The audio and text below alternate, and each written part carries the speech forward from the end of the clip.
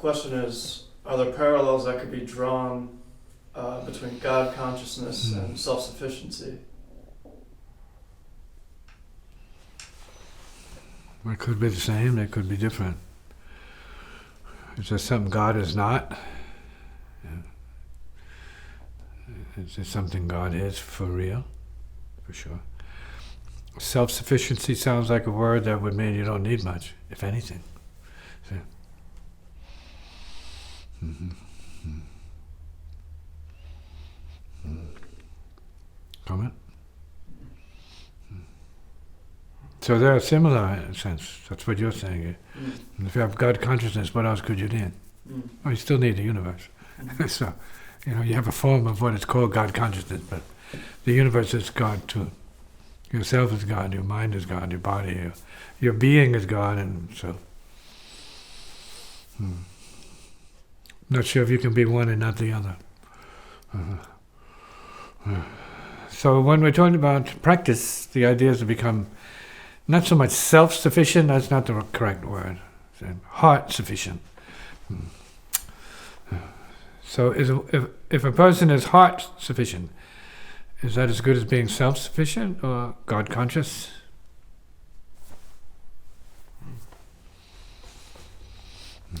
Is there a progression from self to self-sufficiency to whatever is could be that? Self-sufficiency could imply selfless service, selfless realization could imply that, and selfless realization could imply a level of God consciousness.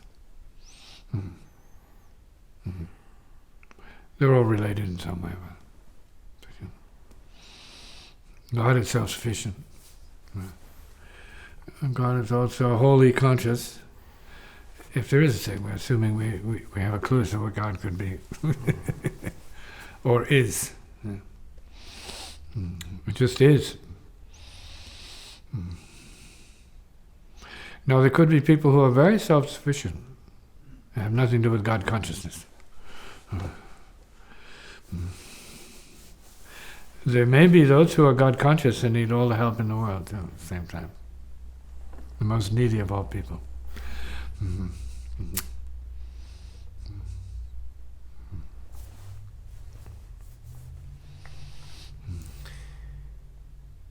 In spiritual circles, self is sometimes a dirty word. Self-conscious, selfish. Well, the earth is self-conscious.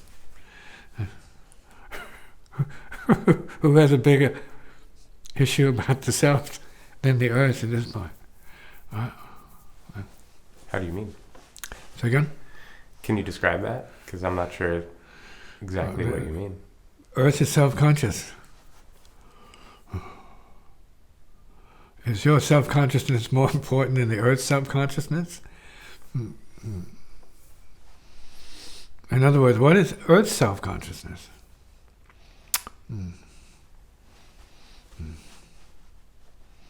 Well, you hear references to the mother, but does that mean the earth is self-conscious? Is the earth less than God? Is God more than earth? These are all related.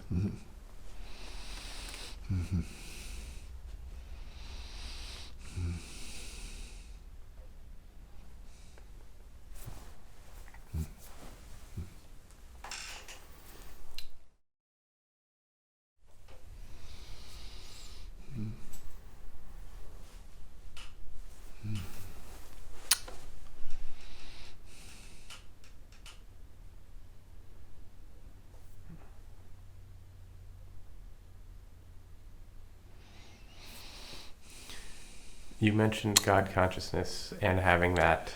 It's just a word. It could be useful. Yeah.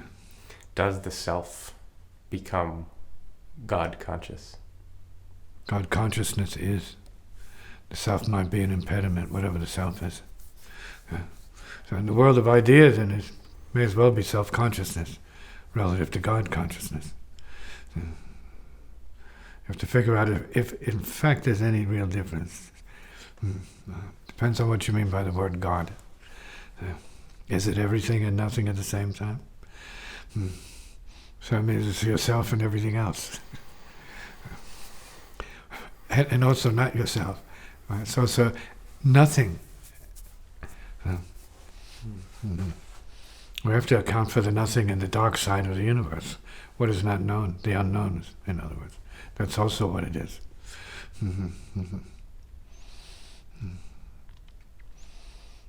Is it sound? Is it light? It's a little bit of everything, supposedly. This is what they say. It's the all. Right?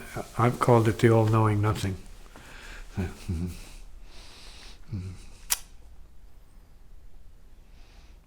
And?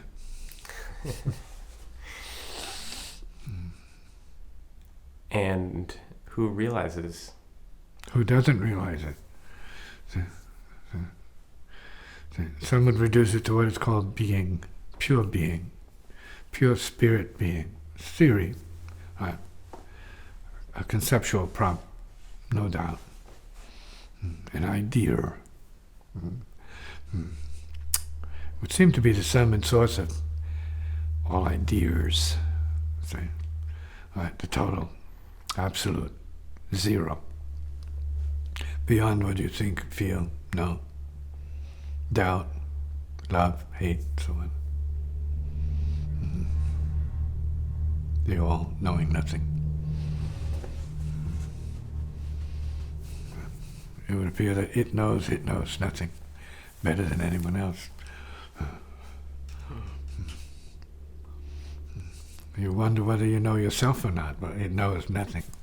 It is the knowing of nothing. And others say, oh, it's love. It's the big love, the big heart love. It's the heart, the mystery, the gone itself, totally gone. Always gone. And here.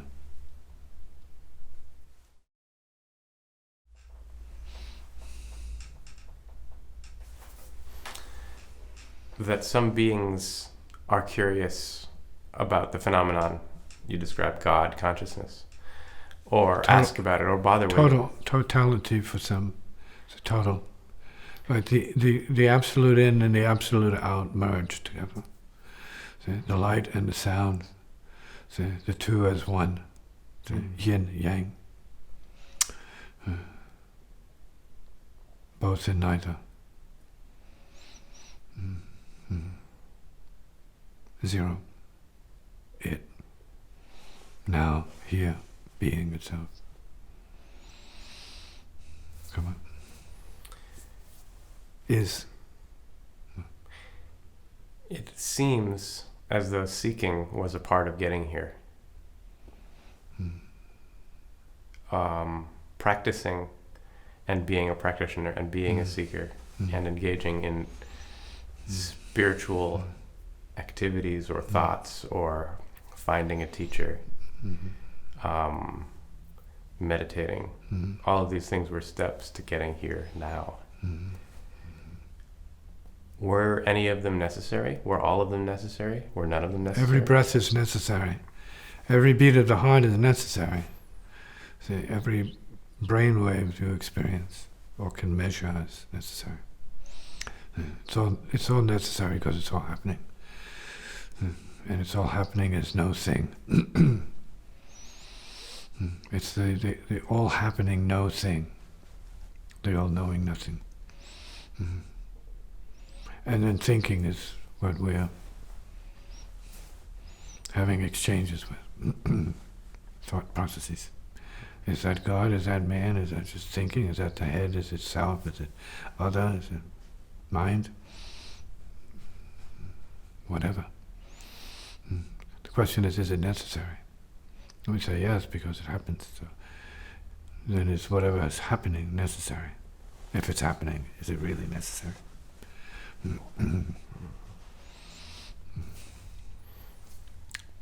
So we still, for the most part, feel like we are here to make decisions. It only seems that way. You appear to. You think so. The decision makes you.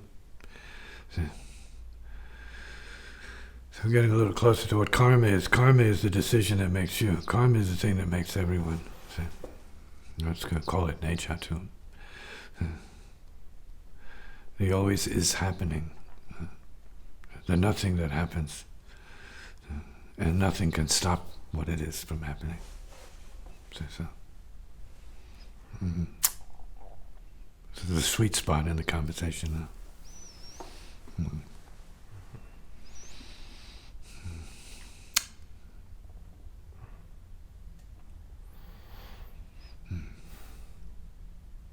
The view that God is love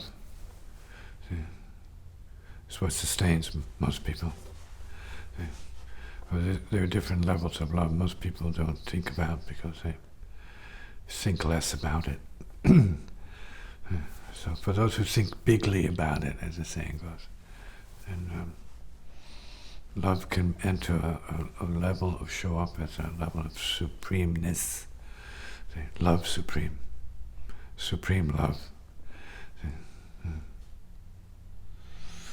And there are those who say, no, that moment of supreme love is God itself. That's the God right there. See, heart love is God. True heart love is a phrase for the Godhood. See, the Godhead. Mm-hmm.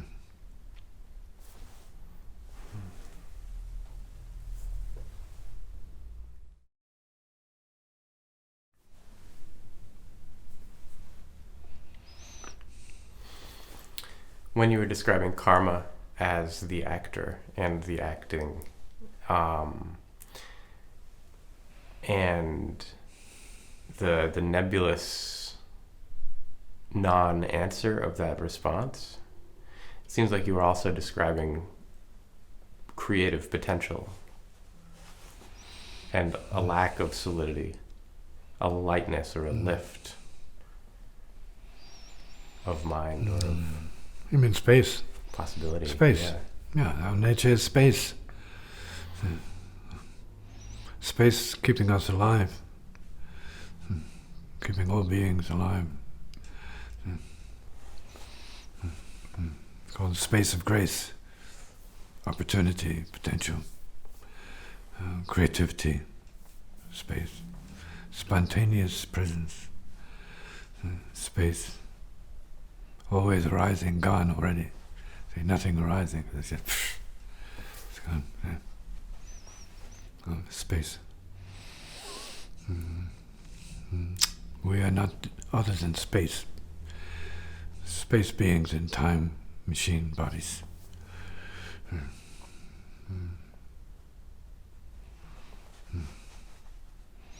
And so when we're talking about practice, it's to recover that sense of the real. Reality, and realizing the real reality in as of space-ness, or spirit. Clear light as space. The light of clear space. Sound space, silent space. See? True space, heart space, God space. Not as an entity, but as reality. Not as father or mother, but as who.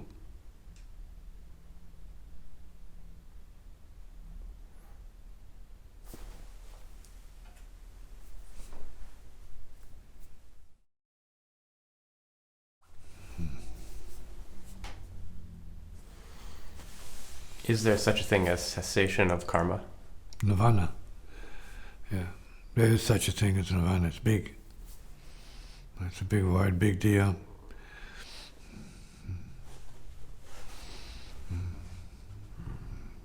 For some, it's a big no deal. It's already occurred. It has even ceased to exist at a certain level, and that's what it is. Who at what level experiences what that is relevant to anyone else's experience. Or relevant to that which is beyond this world altogether.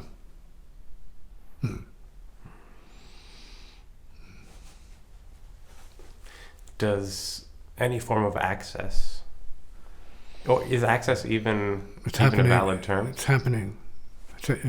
The conversation is after the fact. Without access, there'd be no conversation about it. We won't be here without access. We are continually in access. We are continually in resonance with the divine itself. Have no doubt about it. Doesn't matter if you believe it. You can't account for yourself any other way, actually. My mom, dad, yeah, that's it. Not true. It's part of the delivery system, but that's not it. The Earth is part of the delivery system, but that's not it. Solar system's part of the delivery system, but that's not it. Galaxy's part of the delivery system, but that's not it. Human nature is just opening its eyes to the possibility.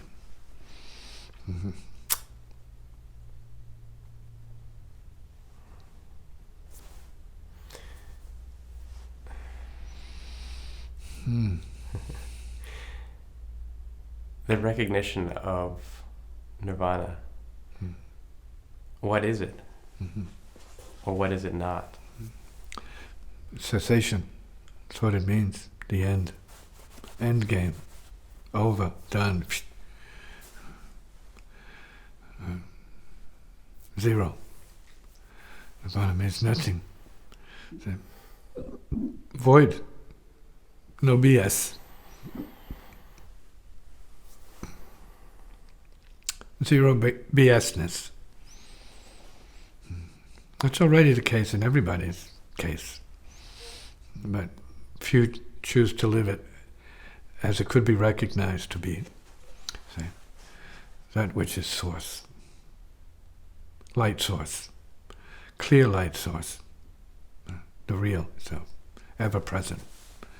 Spontaneously manifesting and selflessly arising and disappearing.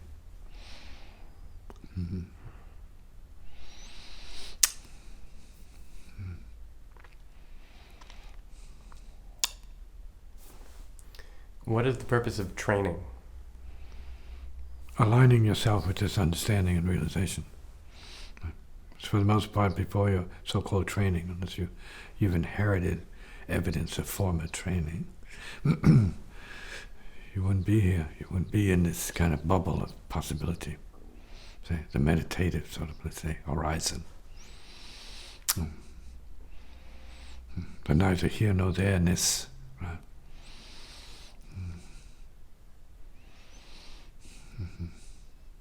Point.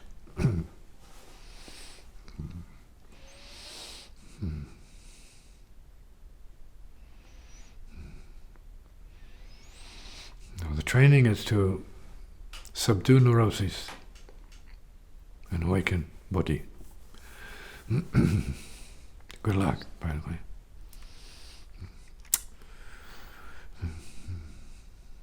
So, acknowledging original peace, so to speak, which is just a word, and maybe a presence, is part of the training. Acknowledging that as true is part of the training. Acknowledging that as the real, beyond neuroses, is part of the training.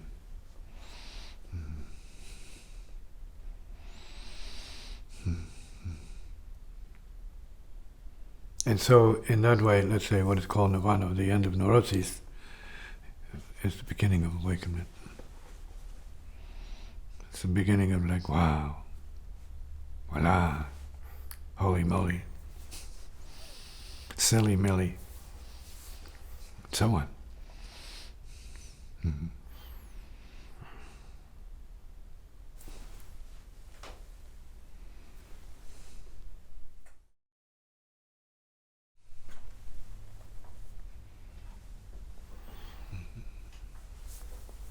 Everyone experiences it.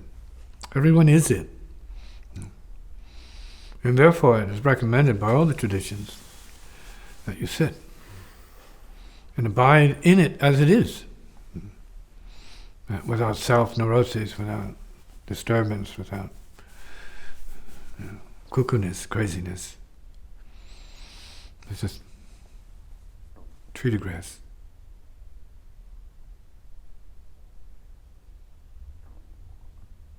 And that's the beginning of what it can be for others.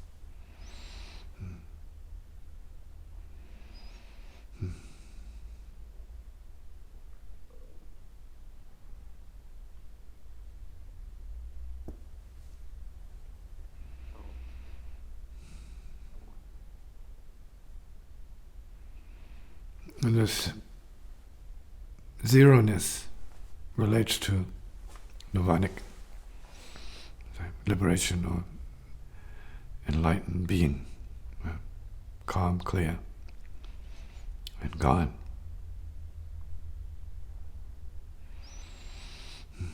This is not a state of incapacity, it's a state of capability. See? Knowing beyond knowing, feeling beyond feeling, seeing beyond seeing, hearing beyond hearing, and contacting beyond contacting. See? Realizing beyond realizing, and meditating beyond meditating.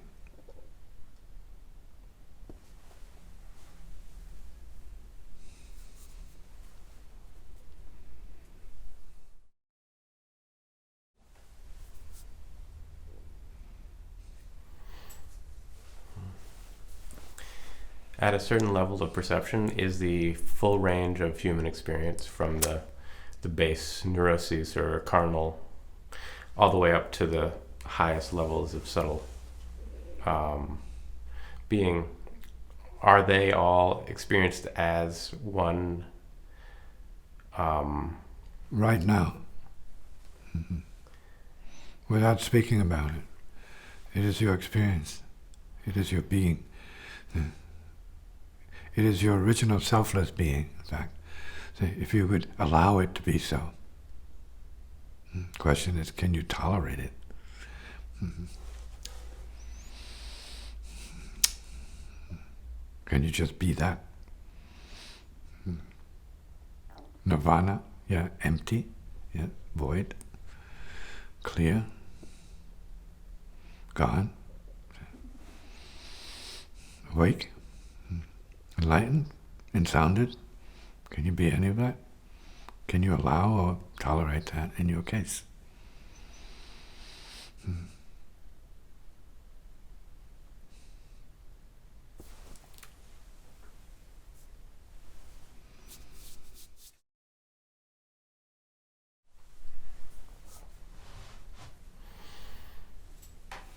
Humanity in general is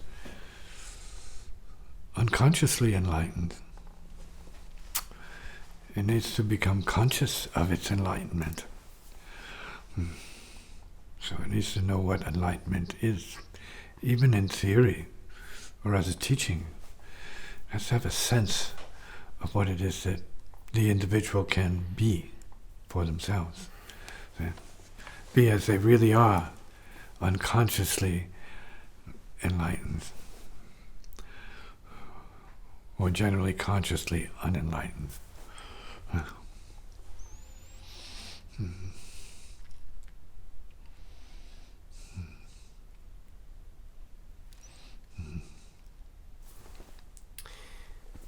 It amazes me that it's possible to hear these words and know them. Yeah. See, and know them. That's what I mean by unconsciously enlightened. See, anyone can read from the great teachings, wisdom teachings of the world that say this is true, this is it, but not live in accordance with that. Okay? The proof is right there. The insight is present. The intelligence is vivid. The fact is obvious. But who can live that?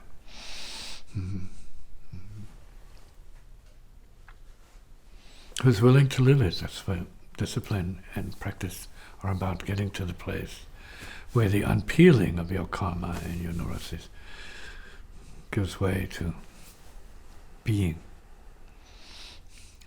true.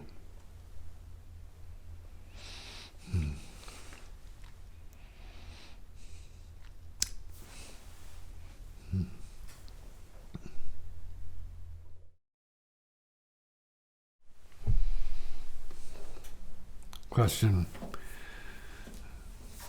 was about the clearing the way, music. Clearing the way by way of music.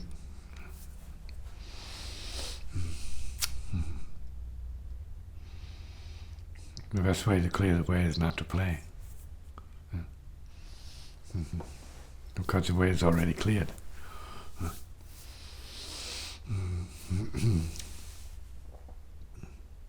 So don't get in the way of the clearance, whether you're playing or not playing. At that level you don't do, it does. Because the way then is already cleared.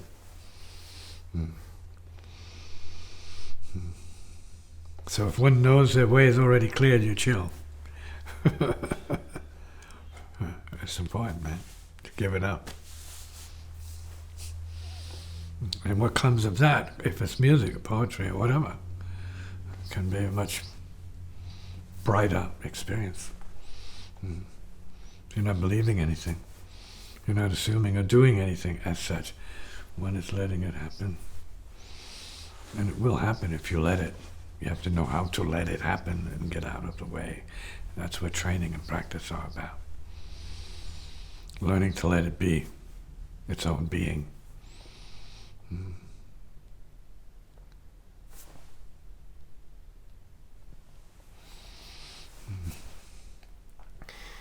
In that sense, how is karma wood for the fire? How is karma? You mean when would karma wood for the fire? Karma would if it could. So, but it is wood for the fire, nevertheless. Karma is always wood for the fire. yeah. That's just the nature of the language of karma as an effect, is always wood for the fire. It's wood for the fire. It's effect.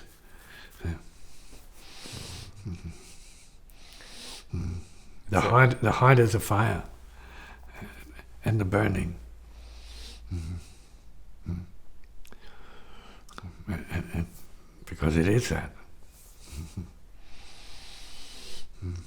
And practice then is allowing whatever you identify with as your phenomena and your stuff, yours, your me and mine, eyeballs, and me and I and you and it, and all of that disappears. It doesn't exist even now.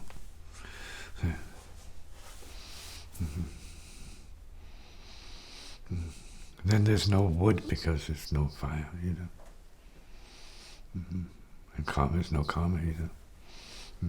So this is a recovery of the original sort of clearness of conscious enlightenment, if there could be such a thing. This is good theory.